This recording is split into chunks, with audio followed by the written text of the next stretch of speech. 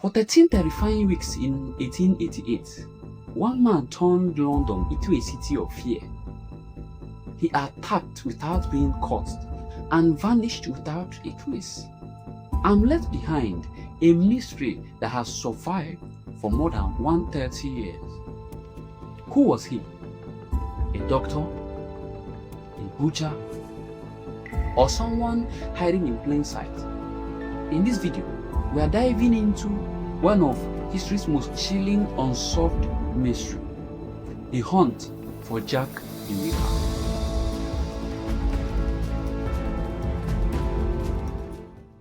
But before we get to the attacks themselves, we need to travel to the place where this nightmare began, because the streets of Whitechapel were already dangerous long before Jack arrived.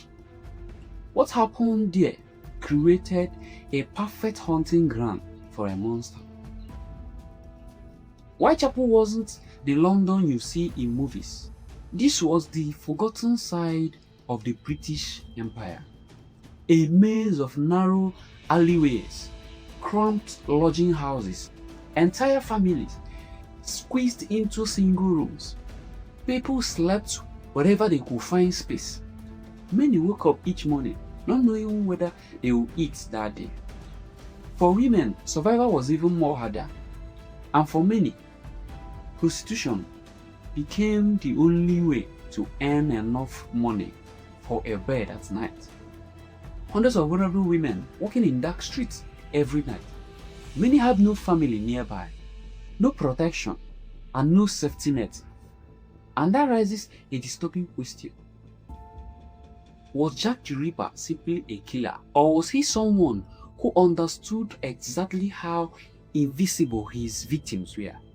Because when the attacks began, it would take far too long before anyone realized that they are dealing with a serial killer. And when they finally did, it was already too late.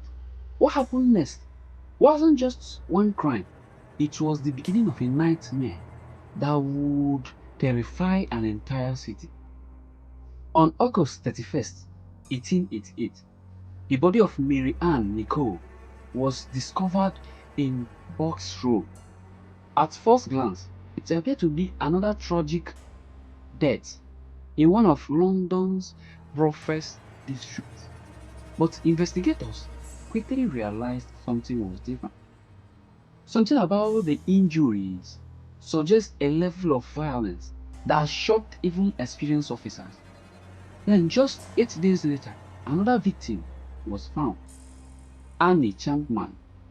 This time, the scene was even more disturbing. Panic began spreading through Whitechapel. People started locking doors. Women refused to walk alone. Rumors flooded the streets. Some believed the attacker was a doctor. Others thought he was a foreign immigrant. Some even whispered that he might be connected to powerful people far above the streets of Whitechapel. Nobody knows. But everybody was afraid. Then came the night that changed everything. September 30th, 1888. A night that historians would later call the double event. And what happened over the next hour convinced many Londoners that they were dealing with something far more terrifying than an ordinary criminal. The first victim that night was Elizabeth Stride. Many investigators believe the attacker had been interrupted before carrying out the full extent of the attack. If that is true, what happened next became even more chilling. Less than an hour later, another victim, called Catherine Edwards, was discovered only a short distance away. The similarities were impossible to ignore. The city was horrified. But the worst was still to come. Just weeks later, on November 9th, the final known victim, Mary Jane Kelly, was found inside her own small room on Miller's Court. Unlike the previous victims, she has been attacked indoors. While police were searching for suspects, someone began sending letters. At first, most investigators dismissed them. Major crimes often attracted attention-seeking and pranksters. But one letter stood out from all the rest. Written in red ink, sent to the Central News Agency. The writer mocked the police and claimed responsibility for the crimes. The letter ended with a signature that would become infamous around the world: Jack the Ripper. It was the first time those words had ever appeared, and from that moment on, the mystery had a name. But here's where things get interesting. Many historians believed the letter was never written by a killer at all. The most famous serial killer nickname in history may have been invented by a journalist looking to sell newspapers. If that's true, then the legend of Jack the Ripper began with a house. But another letter will prove more disturbing. Weeks later, George Locks, the leader of a local vigilance committee, received a small package. Inside was a half of a human kidney.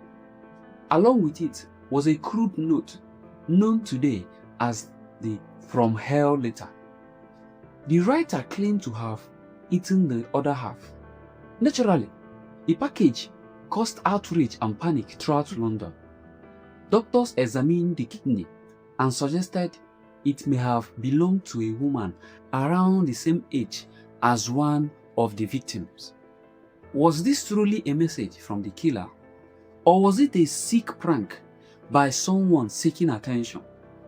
More than a century later, experts still argue about the answer, and that's the frustrating thing about this case. Every clue seems to lead to another question. Every answer creates another mystery. Meanwhile, police were facing a problem that modern investigators can barely imagine. Today, detectives have DNA analysis, fingerprints, security cameras, mobile phone tracking. None of that existed in 1888. The streets of Whitechapel were dark and crowded.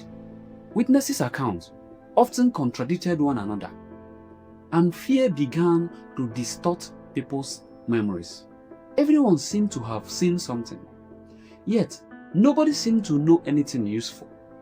The police chased countless leads. They interviewed hundreds of people. They searched lodging houses and questioned local residents. Still, the killer remained invisible. As public frustration grew, attention began turning towards possible suspects. Over the years, more than 100 people have been accused of being Jack the Ripper. Some theories are reasonable, others are simply bizarre. But a handful of names continue to appear again and again. One of the earliest suspects was a man named Montague Druitt. At first glance, Druitt seemed like an ultimate candidate. He was educated, a barrister and a school teacher from a good family. Yet, shortly after the murders stopped, Druitt disappeared. Weeks later, his body was found in the River Thames. He had taken his own life. The timing immediately attracted attention. Why did the murder stop around the same time he died? Was it merely coincidence? Or had the killer died with him? The theory fascinated investigators for centuries. But there was a major problem. There is virtually no direct evidence linking Druitt to the crimes. The case against him rests almost entirely on timing and suspicion. Still, for many people, the coincidence is simply difficult to ignore. Then, there is Charles Lechmere, and his story is perhaps even stranger. Lechmere was the man who discovered the body of the first known victim, Mary Ann Nicole. When questioned by police, he used the name Charles Cross. rather than his legal soul. At the time, nobody paid much attention to that detail. But years later, researchers began looking closer. Why did he use a different way? And why did his daily routes to work place him near several murder locations around the time the crimes occurred? Could he have simply been an unlucky witness? Or was he hiding in plain sight? The theory have gained many supporters in recent years, but once again, there is no definitive proof, only circumstances, only possibilities, only questions. And then we arrive at the suspect many people consider the strongest candidate of all, Aaron Kosminski. Kosminski was a Polish immigrant who lived in Whitechapel during the murders. He suffered from severe mental illness and was later committed to an asylum. More importantly, senior police officials at the time reportedly considered him one of their primary suspects. That alone makes him extremely interesting.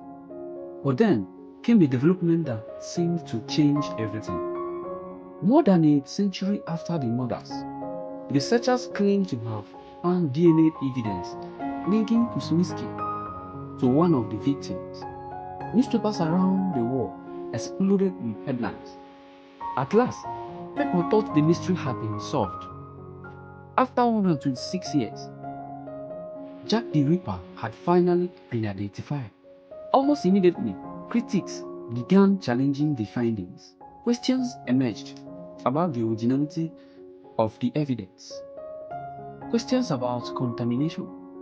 Questions about the testing methods. Questions about whether the items examined even belonged to the victim at the first place. And just like that, certainty disappeared again. The case remained unsolved. Perhaps forever. More than 130 years has passed since those terrifying autumn nights. Empires has risen and fallen. Wars have reshaped the world. Entire generations have lived and died. Yet the identity of Jack the Ripper remained hidden in the shadows. Perhaps there are still documents waiting to be discovered. Perhaps the answer lies buried in an overlooked archive. Or perhaps the truth vanished forever with the killer himself. But there is something important we should remember. The story isn't really about Jack the Ripper. It's about the people whose lives were taken. Mary Ann Nicole, Annie Champman, Elizabeth Stride, Catherine Edwards, Mary Jane Kelly. For decades, the mystery of the killer overshadowed the story of the victims.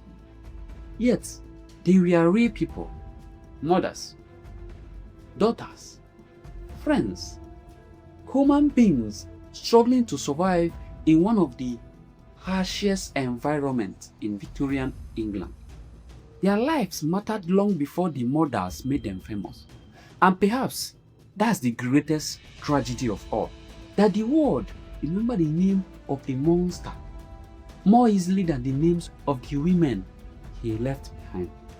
The mystery of Jack the Ripper continues to fascinate millions of people because it challenges something deep within us. We want answers, we want justice, we want the final piece of the puzzle. But some mysteries refuse to be solved. Some secrets remain buried in history, and Jack the Ripper may be one of them. And if you enjoy deep dive into history's most greatest mysteries, unsolved cases and forgotten stories, make sure to subscribe and turn on the notification, because the next mystery is simply waiting to be unraveled.